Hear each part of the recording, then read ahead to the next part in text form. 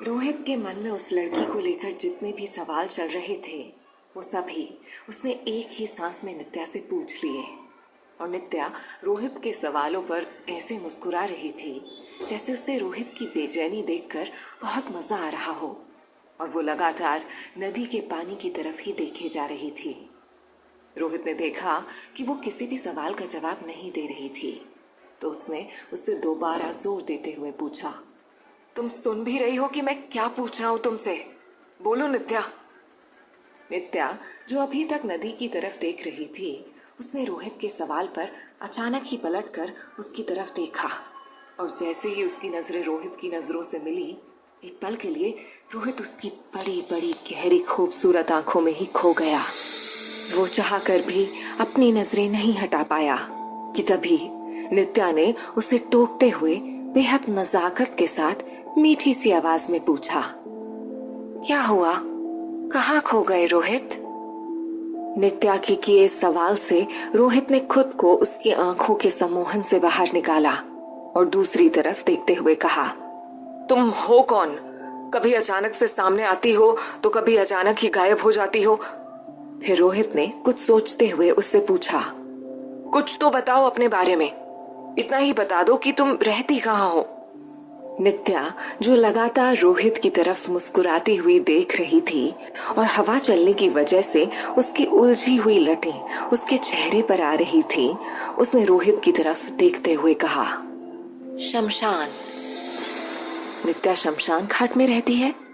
ये सुनते ही रोहित की आंखें फटी की फटी रह गईं और उसने घबराते हुए पूछा, तुम ये क्या कह रही हो? भला शमशान घाट में भी कोई रहता है?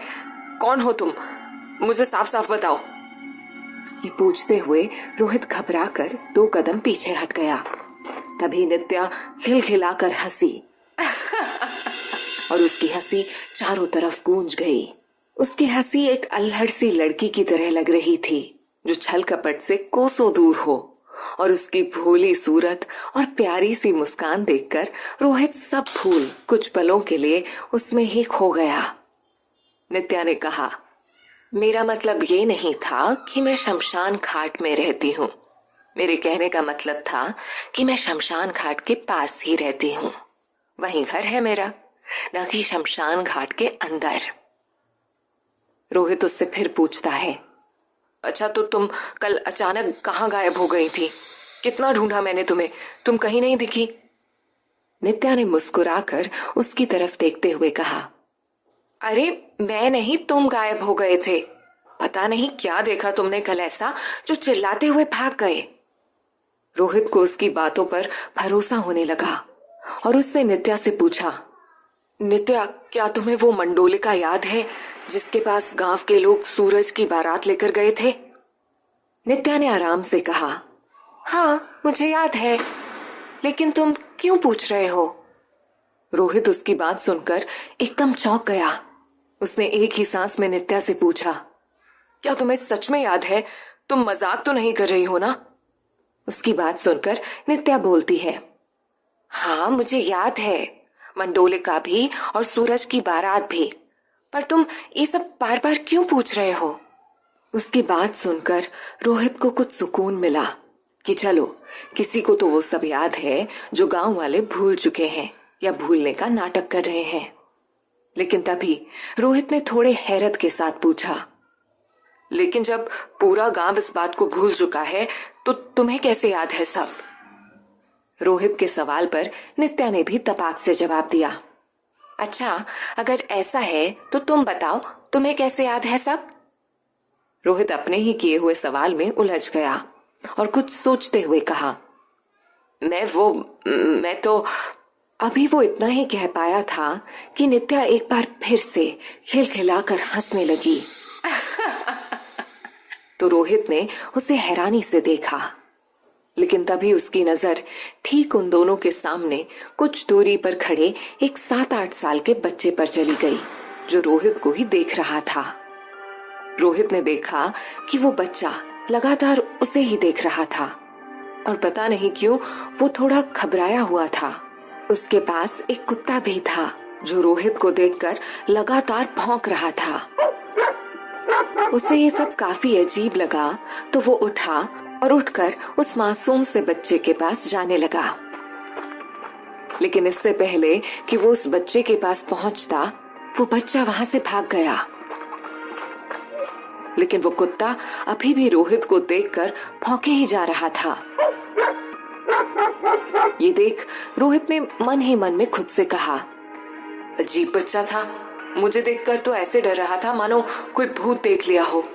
सारा गांव ही अजीब है ये। यही सब सोचता हुआ वो जैसे ही नित्या की तरफ मुड़ा तो वो भी गायब हो चुकी थी। रोहित उसे एक बार फिर ना पाकर हैरान और परेशान हो गया। उसने उसे चारों तरफ देखा और आवाजें दी, लेकिन वो उसे कहीं भी नहीं दिखाई दी।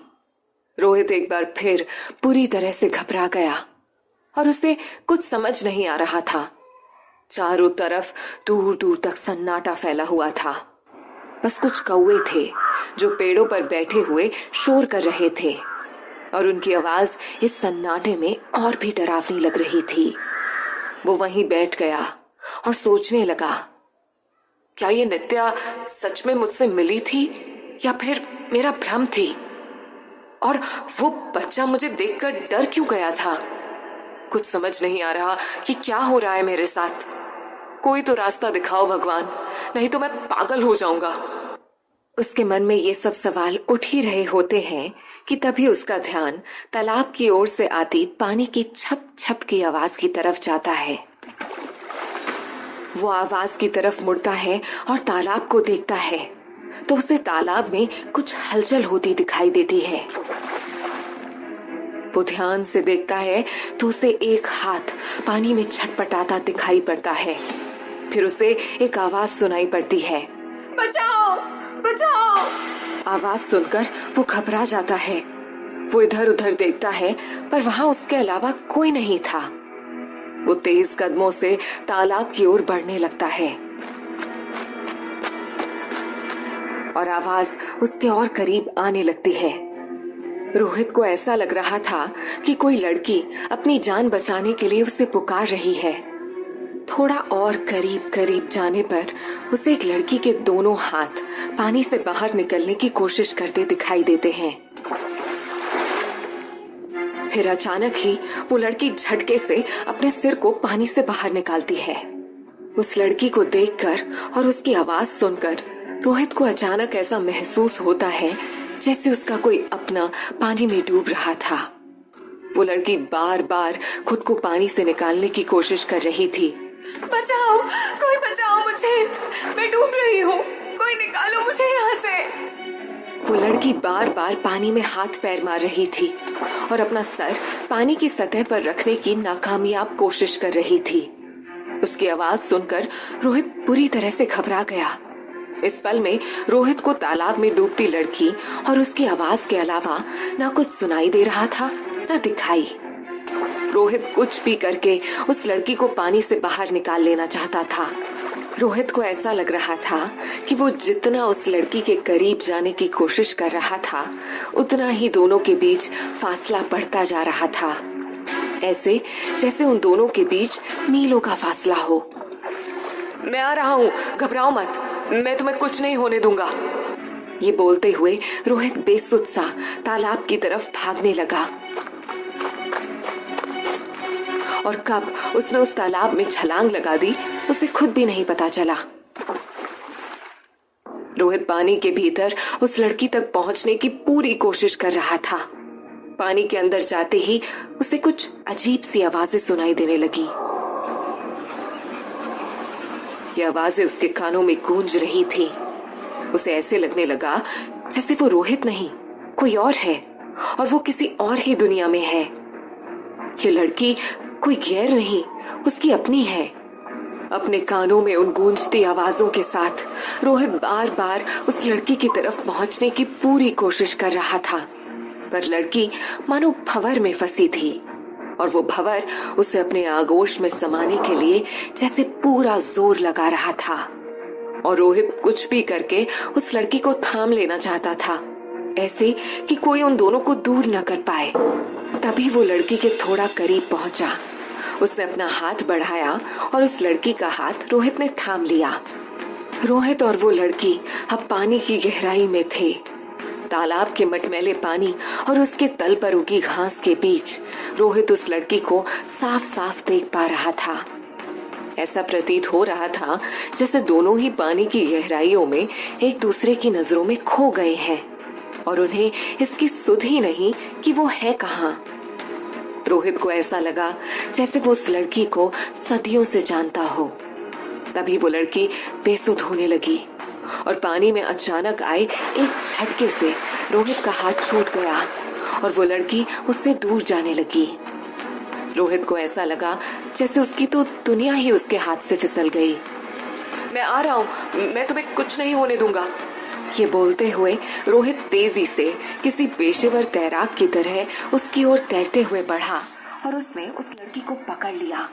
फिर अपनी बाहों में लिए वो पानी की सतह पर आया और किसी हीरो की तरह उस लड़की को तालाब से बाहर निकाल लाया।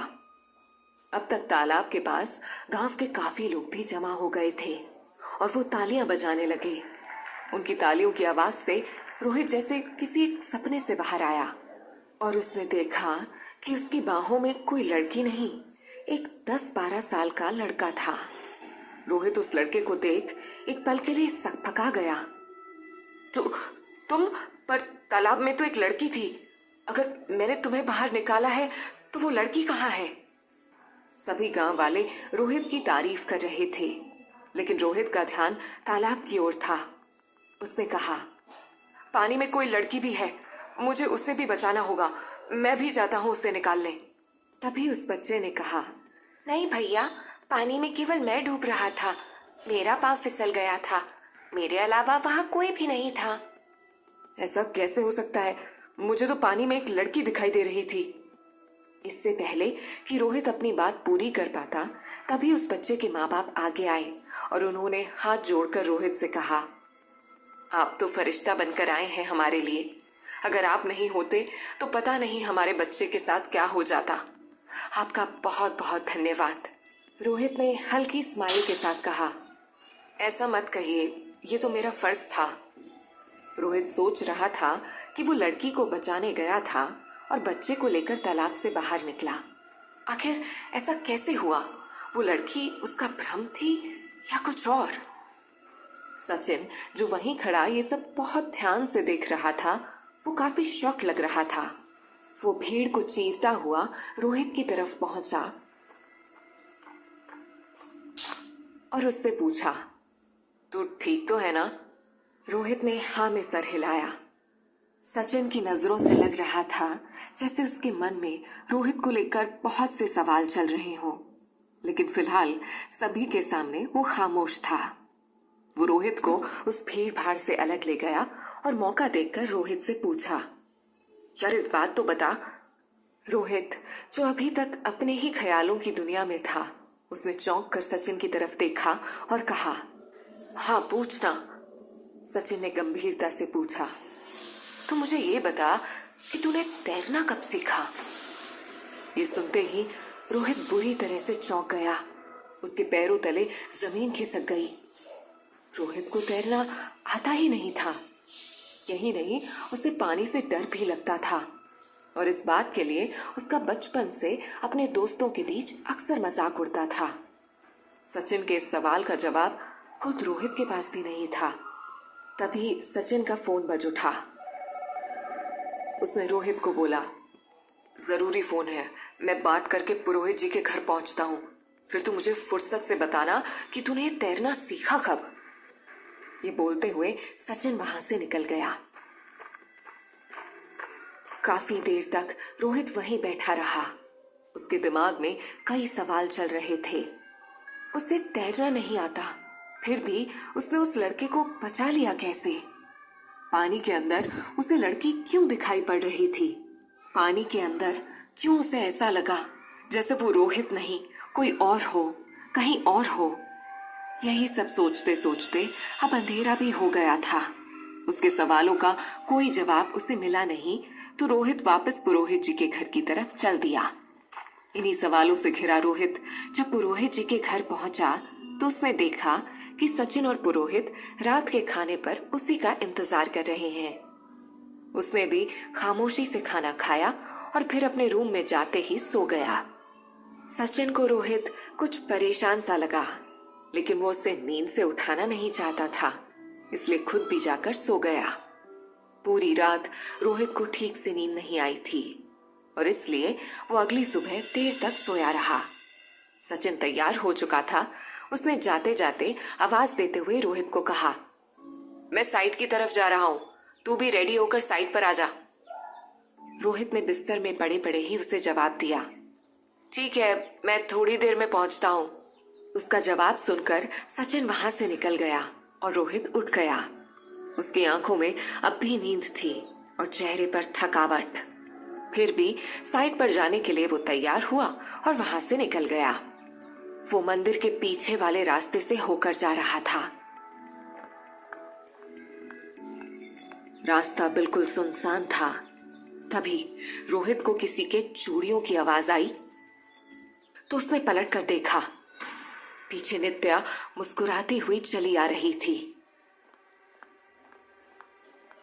जिसे देखते ही रोहित को इस बार गुस्सा आ गया और उसने गुस्से में उसके पास जाकर कहा, पहले आज तुम मुझे ये बताओ कि आखिर तुम हो कौन और क्यों मेरे पीछे पड़ी हो।